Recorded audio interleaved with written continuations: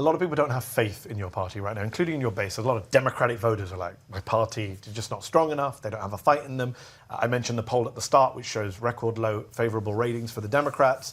There seems to be a lot of examples of political malpractice. On Sunday morning, when TikTok was still briefly banned, you criticized the app for, quote, tucking itself in with Trump after they displayed a message saying, Trump's going to work on a solution. Then they put out a second message saying, thank you, President Trump, for saving us the next day. And look, I don't disagree with you. TikTok's being cynical, self-serving, sucking up to Trump. But it was Democrats that essentially handed Trump that political victory. It was you guys who voted to ban TikTok last year. It was Joe Biden, through his inaction, that allowed Trump to come in on day one and get this huge victory with young people. Yeah, well, come on, Mehdi. I mean, let's go back and actually remember how this thing played out, right? So we were passing a national security supplemental bill that was necessary in order to save millions of lives around the globe. $10 billion of humanitarian relief was necessary to save Ukraine from Russia. And yes, Republicans put on the table as their price for that piece of legislation the legislation to ban TikTok. TikTok. Digital Wild West, where Gen Z perfects their dance moves, boomers get lost in their conspiracy theories, and somehow the fate of American democracy teeters on a 30-second clip. Who would have thought the most existential threat to national security wasn't cyber warfare or foreign espionage, but a bunch of teenagers lip-syncing to Doja Cat? Yet here we are, the great TikTok ban saga, wrapped in a usual national security bow. But peel back the layers and you'll find an inconvenient subplot: Israel and Gaza.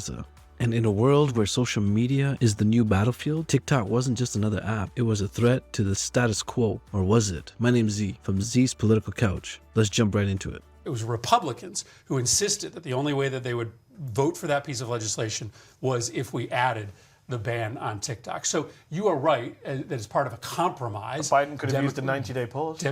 Democrats. There was a 90-day pause built into that. But let's accurately assess blame where blame exists. Republicans put that on the table.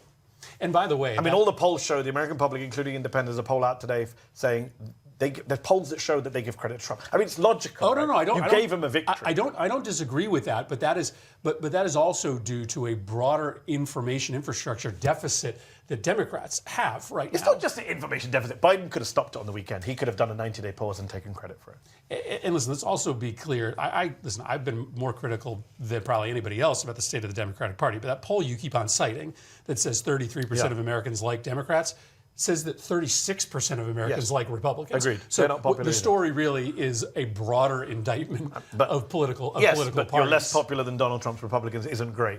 Isn't it the case that the TikTok ban was driven not just by concerns over China, but over Israel too? Mitt Romney said to Antony Blinken on stage in Arizona last year, there was, quote, overwhelming support to shut down TikTok because of, quote, the number of mentions of Palestinians relative to other social media sites. His words. You yourself said in December 2023 to a right-wing website that you went from supporting restrictions on TikTok to supporting the outright ban because, quote, the way that TikTok is talking about Gaza is designed to divide Americans from each other. Senator, that's not just pro-Israel bias on the parts of members of Congress, both Democratic and Republican. Some might say that's a clear First Amendment violation too. You're going after TikTok because of its content, because it's too pro-Palestinian.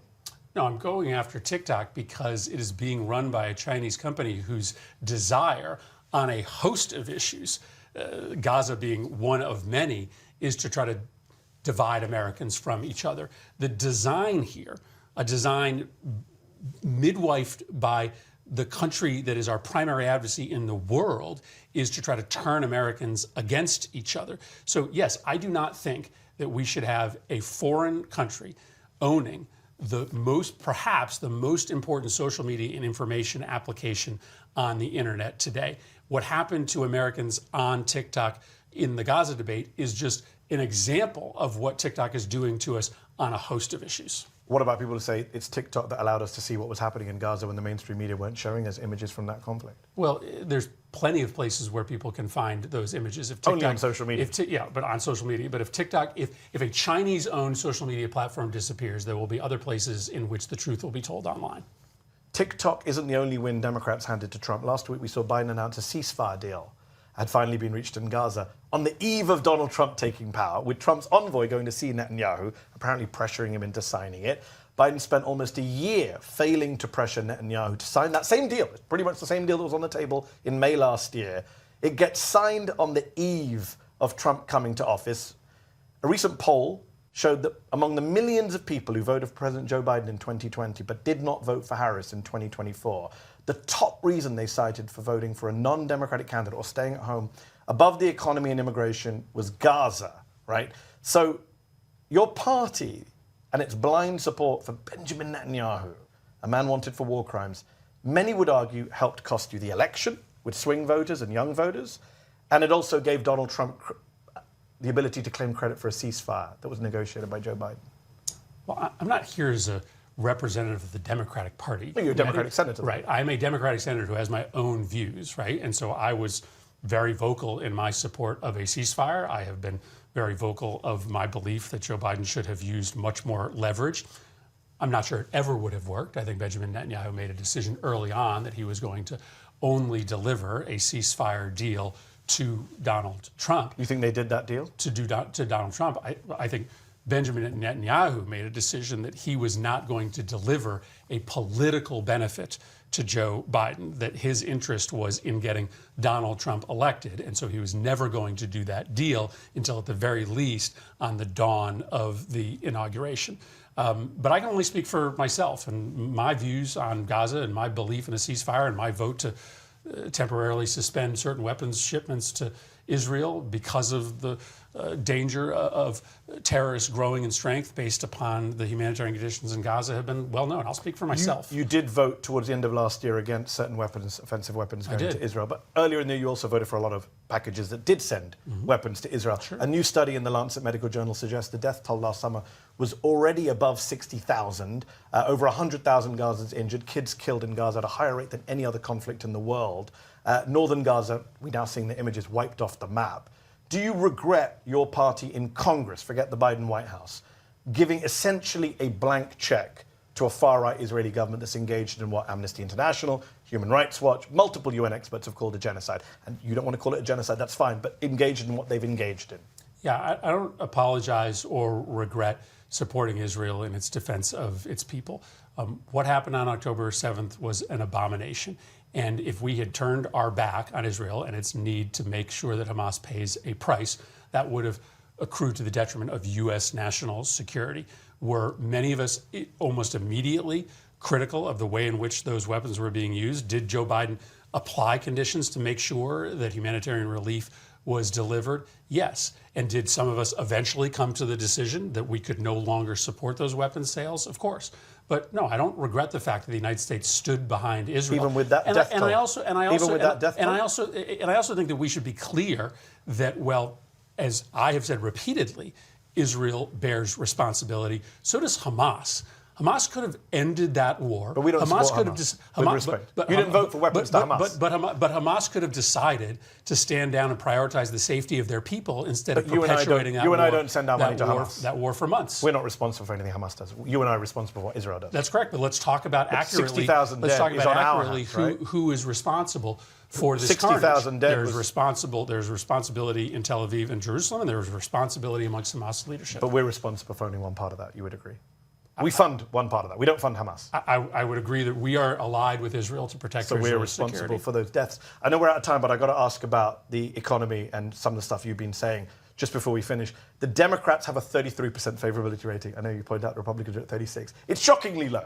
And you said after the election, you said the party has never fully grappled with the wreckage of 50 years of neoliberalism, which has left legions of Americans adrift. Real economic populism should be our tentpole. A lot of people cheered to hear you say that. People say it sounds a lot like Bernie Sanders back in 2016, 2020. Based on what you're saying now, with the benefit of hindsight, do you think the Democrats made a mistake not going with Sanders in one of those two elections? Oh, I have no idea. I mean... Or at least, okay, forget Sanders the person, the vision. The vision of Bernie Sanders? I mean, listen, I obviously have a great deal of affection for Bernie as a person, but his message, which is about taking on corporate power, taking on elite power, and delivering power in real, tangible ways to regular people. I love his discipline about an economic message that breaks through. I love the fact that he is iconoclastic, right? That he sort of doesn't fit into boxes, that he doesn't sound like everybody else.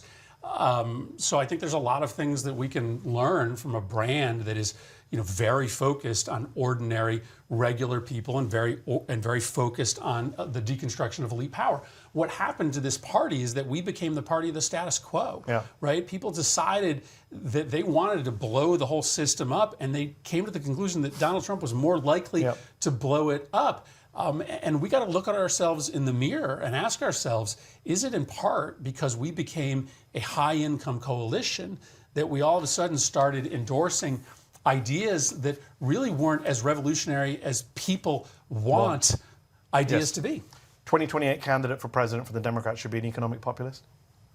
I mean, the Democratic Party will make that decision, but I think if we want to win, you have got to make economic populism and economic fairness the tent pole of your party. And you've got to build a bigger tent in which you have the courage, maybe courage isn't the right word, in which you are willing to bring in some people to that tent that might not line up with you on all the issues that I think are important, gay rights, guns, climate, but are willing to be part of a coalition that says we're going to break up concentrated economic power, we're going to raise your wages, we're going to make work pay again. And will the candidate pushing that message in 2028, will his name be Chris Murphy?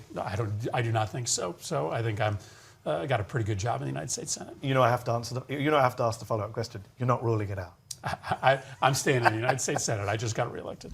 There you have it, folks. Senator Chris Murphy, the re-elected Democratic Party's latest contestant in the mental gymnastic Olympics, doing backflip to justify why his party has been handing Israel a blank check while pretending to support a ceasefire. Give the man a medal. He says he wanted Biden to use more leverage on Netanyahu. But let's be honest, Biden's version of leverage is like shaking your fist at a brick wall and hoping it moves out of the way. Meanwhile, Netanyahu played the Democrats like a fiddle, waited until Trump was back in the spotlight, and then suddenly, poof, a ceasefire deal appears? What a coincidence. And let's talk about this whole we support Israel, but we're also deeply concerned routine. It's like watching someone say they love animals while actively funding a bulldozer to plow through a wildlife sanctuary. Mehdi Hasan nailed it. When you're the one sending billions in weapons, you don't get to act shocked when those weapons are used. It's like handing a pyromaniac a flamethrower and then holding a press conference to express your deep concern about all the fires. But don't worry, Senator Murphy assures us that the real problem isn't the US government's complicity. It's Hamas. Yes, Hamas, an organization that US doesn't fund, doesn't arm, and doesn't vote for. But somehow, the burden of responsibility falls equally on both sides. Meanwhile, over 60,000 Palestinians are dead, and Democratic Party is wondering why young voters are running for the exits faster than Biden running from a press conference. So what have we learned today? That TikTok was apparently too dangerous because it showed too much of the truth? The Democrats still can't outmaneuver Trump even when he's busy golfing? And when it comes to Israel, politicians will always find a way to backpedal faster than a cyclist in the Tour de France. If you like this breakdown, don't forget to like, share, and subscribe, and hit that notification bell.